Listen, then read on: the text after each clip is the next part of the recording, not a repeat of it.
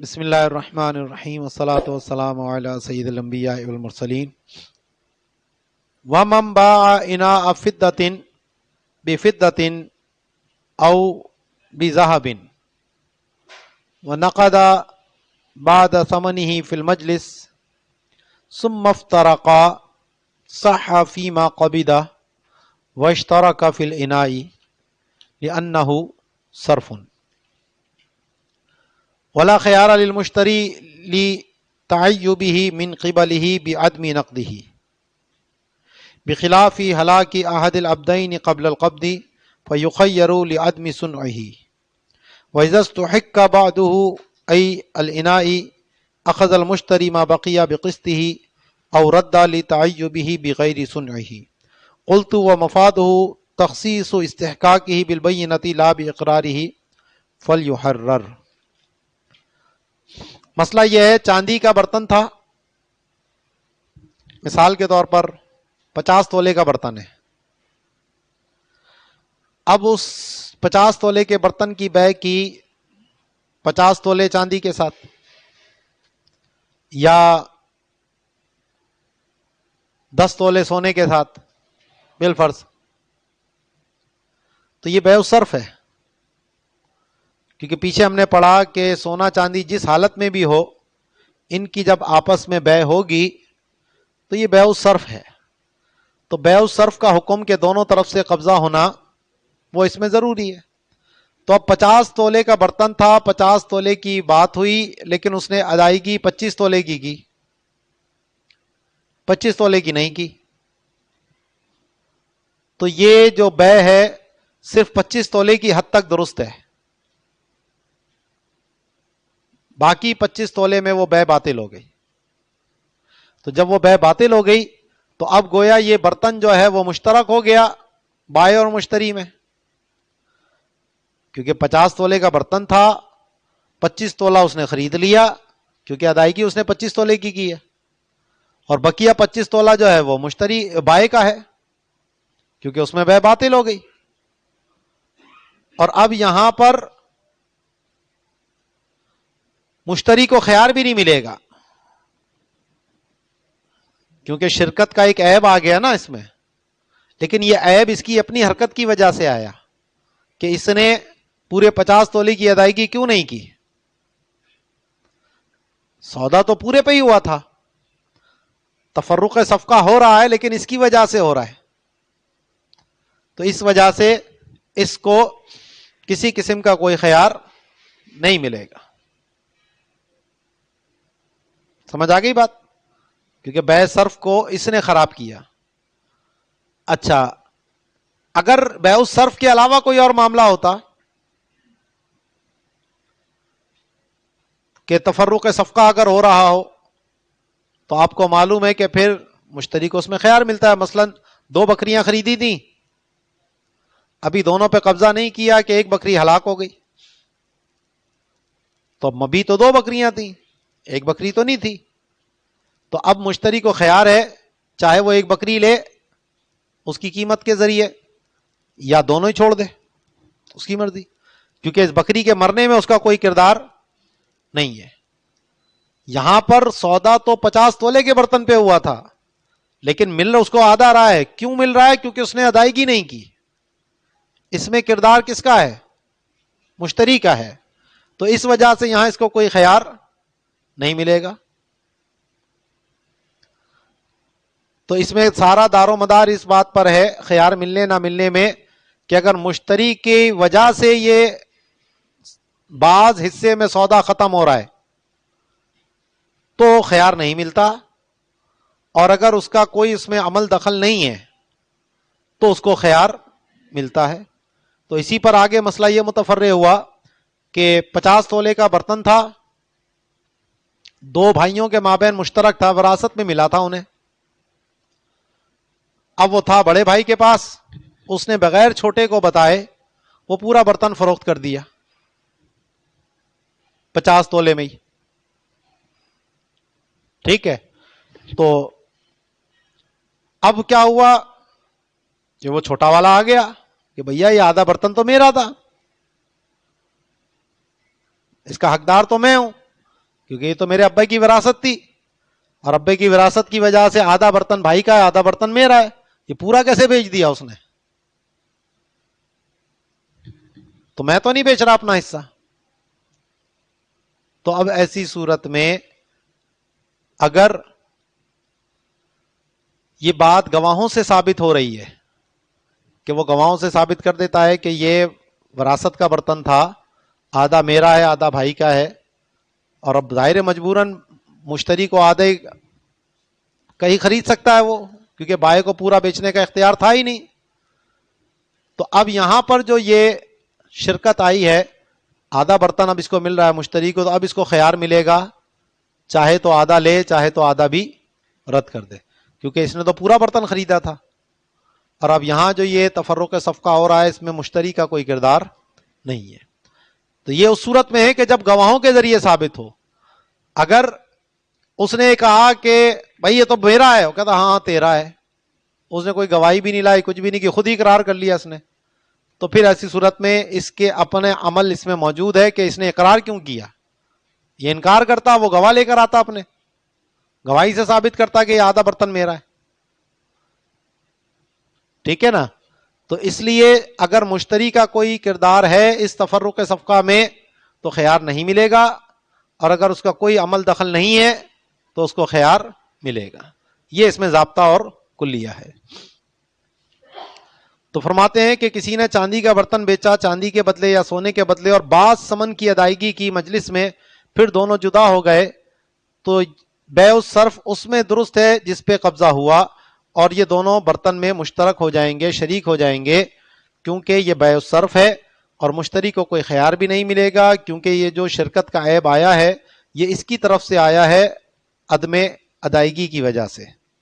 برخلاف جب دو غلاموں میں سے ایک ہلاک ہو جائے قبضے سے قبل، تو ایسی صورت میں مشتری کو خیار ملتا ہے اس کے عمل کے نہ ہونے کی وجہ سے۔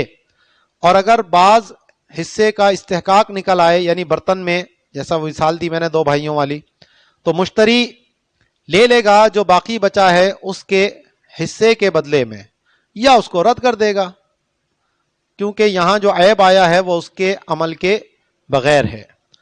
تو فرماتے ہیں اس کا مفاد یہ ہے کہ استحقاق کا جو خاص ہے وہ گواہوں کے ساتھ ہو، اس کے اقرار کے ساتھ نہ ہو، کیونکہ اگر اقرار کے ساتھ ہے تو پھر تو اس کا عمل آ گیا، اس لیے اس بات کو یہاں پر لکھ لیا جائے۔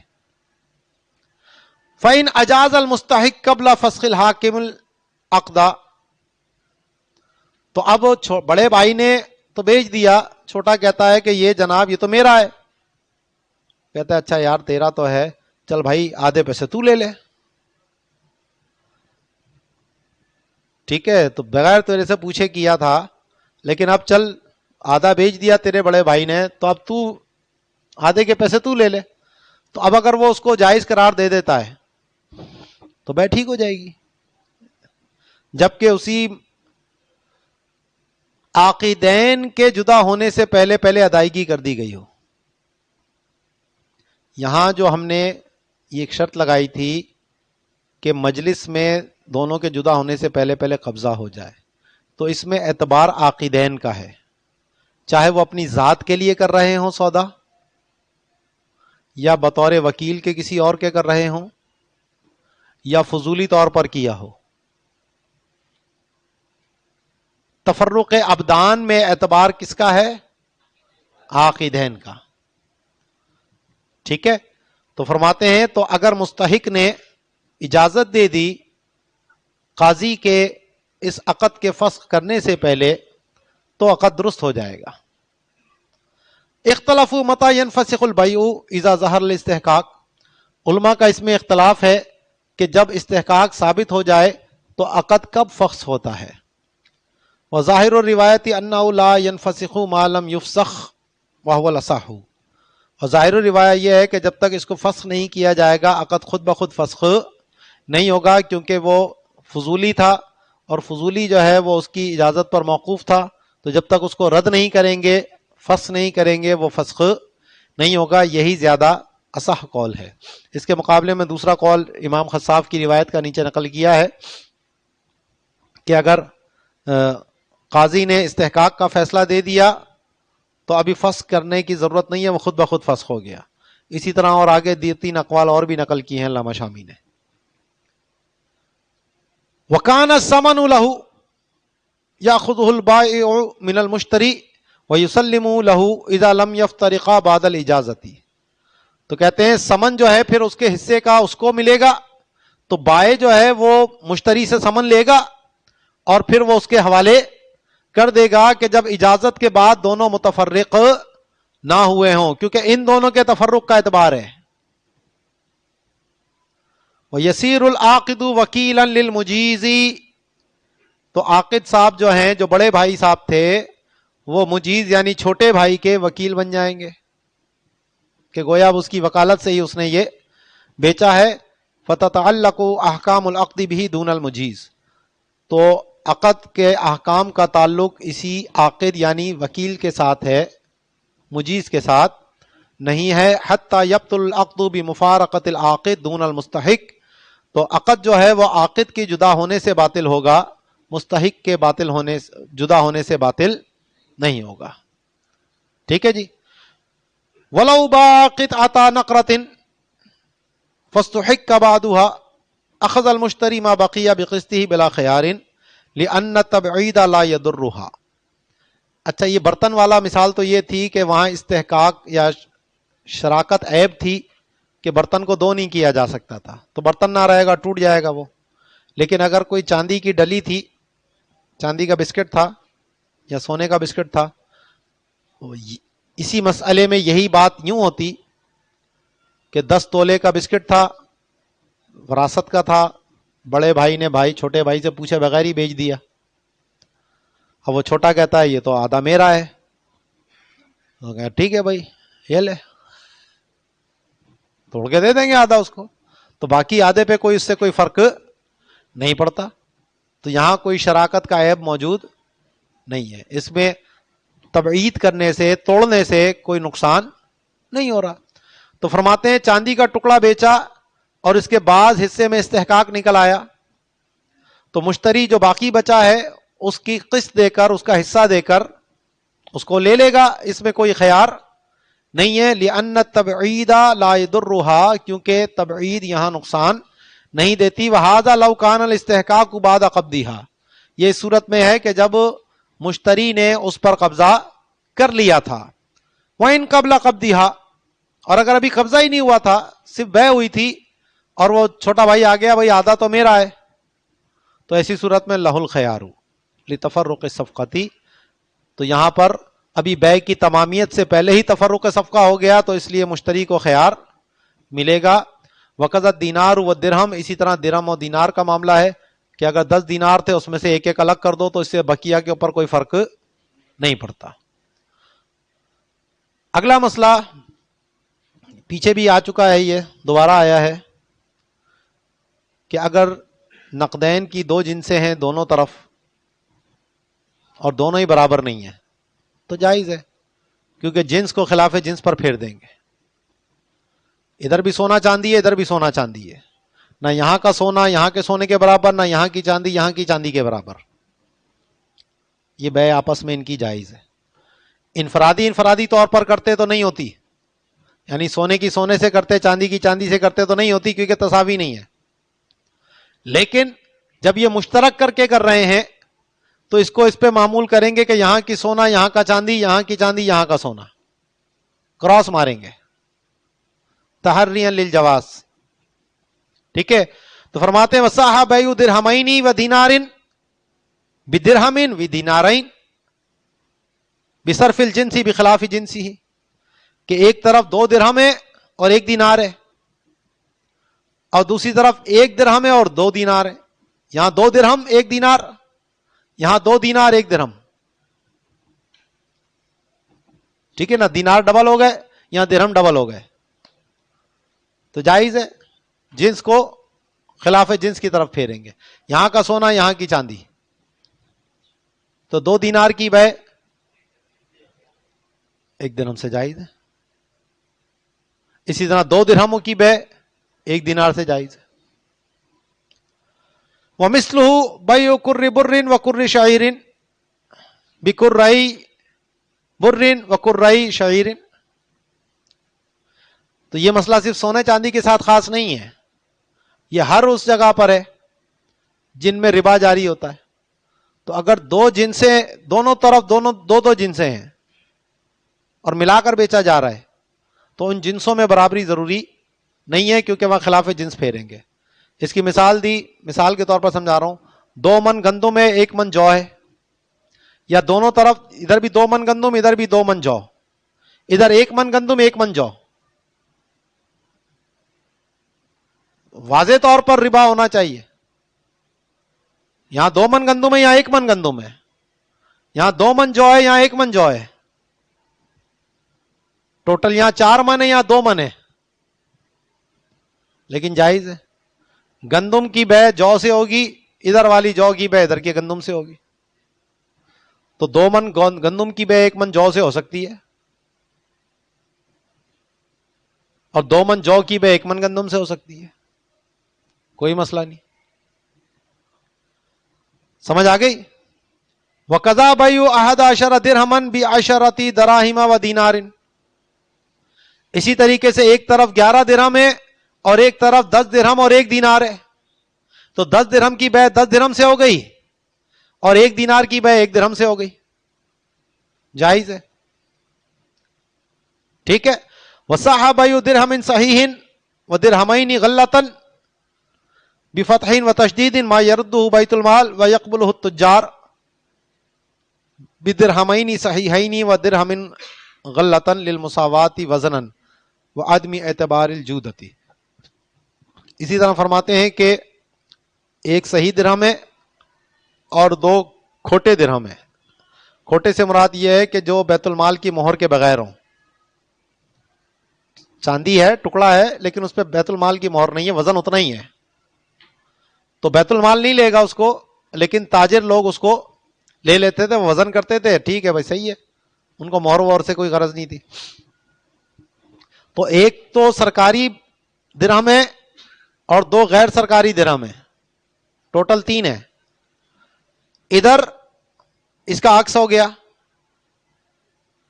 2 سرکاری ہیں 1 غیر سرکاری ہے 3 درہم ہی، وزن تینوں کا برابر ہے، ان کی آپس میں بے جائز ہے.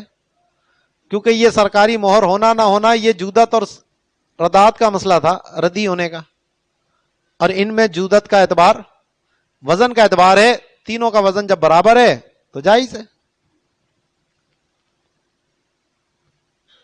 وصح بیع من علیہ 10 دراہم دین ممن ہی لہ ای من دائنہ فصح بیعہ منہ دینارا بہا اتفاقا وتقع المقاصۃ بنفس العقد اذ لا ربا فی دین سقط.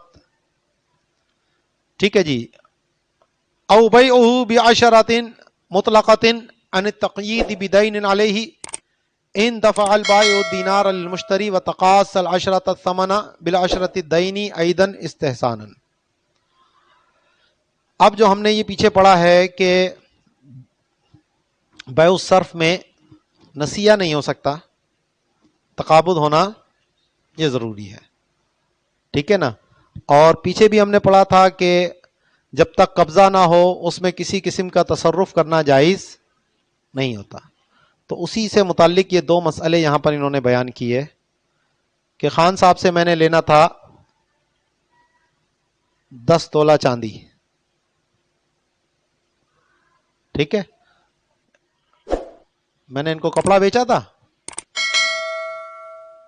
انہوں نے اس کے پیسے مجھے 10 تولے چاندی دینی ہے.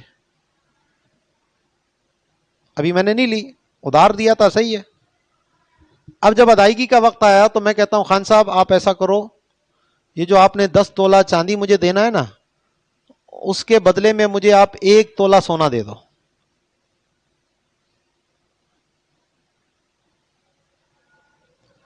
یعنی 1 تولہ سونا میں خرید رہا ہوں 10 تولہ چاندی کے بدلے میں، جائز ہے. اب میں نے ان سے 1 تولہ سونا لے لیا، تو اب 10 درہم میں نے دینے ان کو، 10 درہم انہوں نے میں نے دینے، کپڑے والے، آپس میں کٹوتی ہو گئی. اب نہ میں نے ان کو کچھ دینا نہ انہوں نے مجھے کچھ دینا، بس وہ 1 درہم میں نے لے لیا، ایک سونے کا سکہ، جائز ہے؟ ہاں، کیونکہ یہ نسیہ ہوتا ہے مستقبل کے معاملے میں، یہ نسیہ نہیں ہے، یہ تو دین سقط ہے، یہ تو میرا دین تھا ان کے اوپر 10 کا، وہ دین ساقط ہو گیا۔ نسیہ تو وہ ہوتا جو مستقبل میں دین ہو جاتا، تو وہ تو نہیں ہوا یہاں پر، اس لیے جو نسیہ ہوتی ہے، ربا نسیہ جو ہوتا ہے وہ مستقبل کے دین میں ہوتا ہے، جو ماضی کا دین سقط ہو رہا ہے اس کے اندر ربا نسیہ نہیں ہوتا، تو یہ جائز ہے۔ میں نے ان سے 10 درہم لینے تھے، اس 10 درہم کے بدلے میں نے ان سے 1 تولہ سونا لے لیا، تو اب کٹوتی ہو گئی خود بخود، وہ اس میں کہنے کی بھی کوئی ضرورت نہیں ہے کہ جناب اب میں آپ کو 10 درہم نہیں دے رہا، آپ مجھے 10 درہم نہ دیں، ہماری کٹوتی ہو گئی، وہ کہو نہ کہو وہ اس کے بدلے میں کٹوتی ہو گئی۔ صحیح ہے؟ یہ تو تھا کہ جب منسوب ہی میں نے کہا کہ وہ جو خان صاحب آپ نے 10 تولہ چاندی دینی تھی نا، اس کے بدلے میں مجھے 1 تولہ سونا دے دو، منسوب ہی میں نے اس دین کی طرف کیا تھا، وہ تو دین تو کپڑے کے بدلے تھا نا۔ اب دوسری صورت یہ ہے کہ میں نے اس دین کی طرف کوئی نسبت نہیں کی،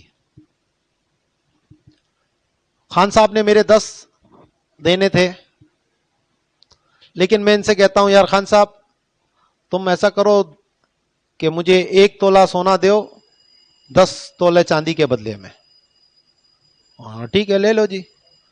اب جب انہوں نے کہا وہ 10 تولے چاندی دیو مجھے، میں نے کہا ایسا کرو تم نے بھی تو یار پچھلے مجھے دینا تھا نا 10 تولہ، ایسا کرو اسی میں رکھ لو۔ عقد اس 10 کی طرف منسوب کر کے نہیں کیا تھا، یہ مطلقاً کیا تھا، عقد تو مطلق ہوا تھا 1 تولہ سونا 10 تولہ چاندی، لیکن جب ادائیگی کا وقت آیا تو میں نے کہا یار خان صاحب تم نے بھی تو میرا دینا تھا، چلو کٹوتی مار دیتے ہیں، مقاصہ کہتے ہیں اس کو انگریزی میں، سیٹ آف، 2 قرضوں کو سیٹل کر لینا، کہ میں نے ان سے 10 لینے، انہوں نے مجھے 10 دینے، ہم نے سیٹلمنٹ کر لیا آپس میں، جائز ہے۔ امام ظفر اس کو منع کرتے ہیں، امام ظفر کہتے ہیں جناب کہ یہ تو بدلے صرف میں تبدیلی کر دی آپ نے، کیونکہ یہ جو 10 درہم تھے وہ تو مطلقاً تھے، اب اس مطلق کو تبدیل کر کے کیا کر دیا، اس دین کی طرف لے گئے۔ اور پیچھے ہم نے پڑھا ہے کہ بدلے صرف میں قبضے سے پہلے تصرف کرنا جائز، تو یہ تصرف تو کر لیا، 10 لیے نہیں، اس کی کٹوتی میں لگوا دی، امام ظفر منع کرتے ہیں اس سے۔ ہم یہ کہتے ہیں جناب یہ استحساناً جائز ہے، وجہ اس کی یہ ہے کہ بیع الصرف کا تقاضا تو یہ تھا کہ میں 10 درہم ان کو دیتا تاکہ بیع الصرف پوری ہوتی، میں نے دینار لے لیا تو اب درہم تو دینا پڑے گا مجھے، تو اب میں وہ دے نہیں رہا اور الٹا پھر میں دین والی مسئلے پہ جا رہا ہوں، تو اب گویا کہ میں نے یہ والا عقد فسخ کیا، ان سے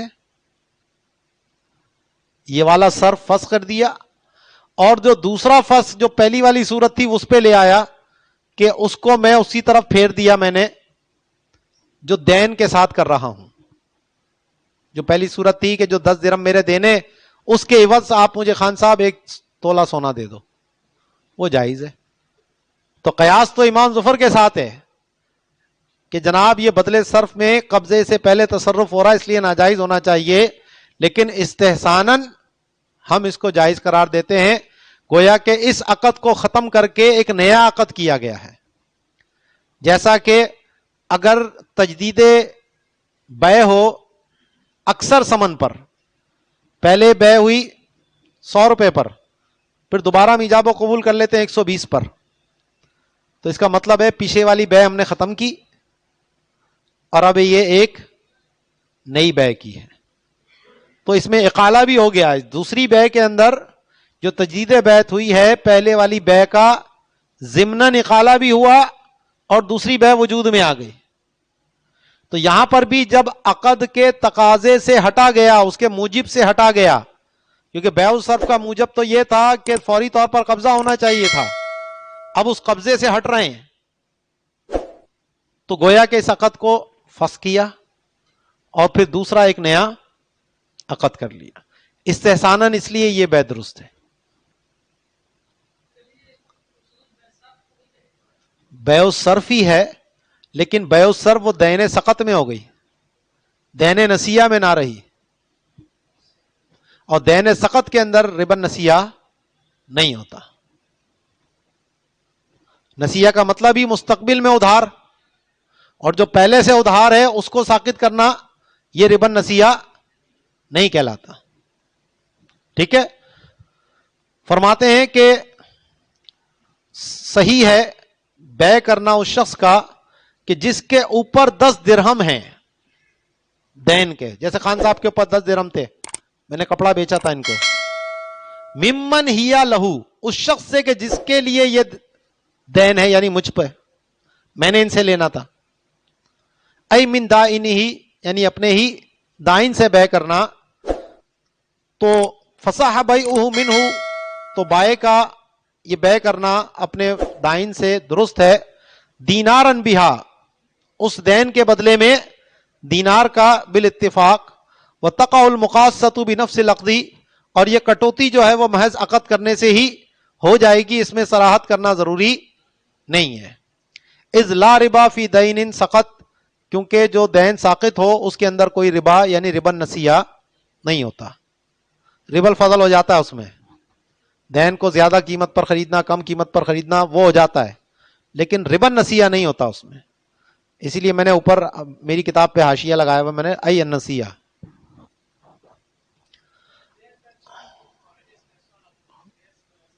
تو بیع صرف ہی تو ہے، یہ دونوں طرف نقد ہے. ہاں ٹھیک ہے، تو بیع صرف ہی تو ہو رہا ہے. سونا اور چاندی کی بیع ہو گیا نا، یہ تو کپڑے کا تو معاملہ ختم. اب کپڑے کا کوئی تعلق نہیں ہے اس سے. تو یہی تو کہہ رہا ہے، دین تھا نا، دین پہ تقابض کہاں سے ہوگا؟ تو دین سقط ہے، وہ ساقط ہو گیا دین. اب وہ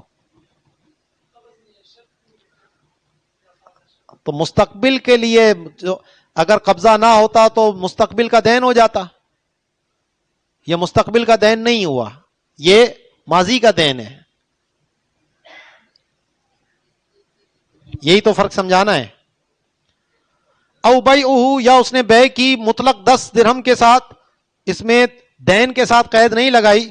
تو اگر بائع نے دینار مشتری کو دے دیے اور 10 کا مقاصہ کر لیا، سمن کا جو دینے تھے اس 10 کے عوض جو دین تھے، تو یہ بھی استحساناً درست ہے. ٹھیک ہے. اس میں امام ظفر کا اختلاف ہے، وہ بتا دیا آپ کو.